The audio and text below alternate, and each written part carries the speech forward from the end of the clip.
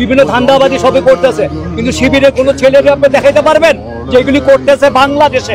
আমি চ্যালেঞ্জ করলাম। শিবির যে ছেলেটা করে সে প্রথমত 5 ওয়াক্ত নামাজি, সে ইনলিগাল কিছু করে না, সে পড়ালেখা করে রেগুলার। সে হোস্টেলে থাকে, সে পড়ালেখা বা যেখানে থাকে সে রেগুলার পড়ালেখা করে, ঠিক আছে।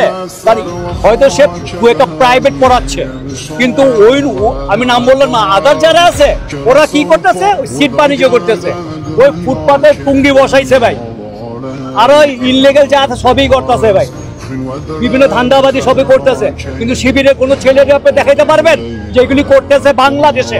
আমি চ্যালেঞ্জ করলাম এখানে খারে মসজিদের সামনে পাইতো দেখেন আপনি শিবিরের ছেলেরা এগুলি করে দেখাইতে পারবেন?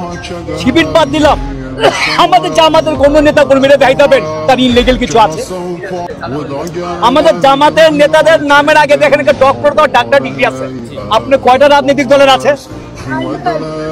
আছে নাই?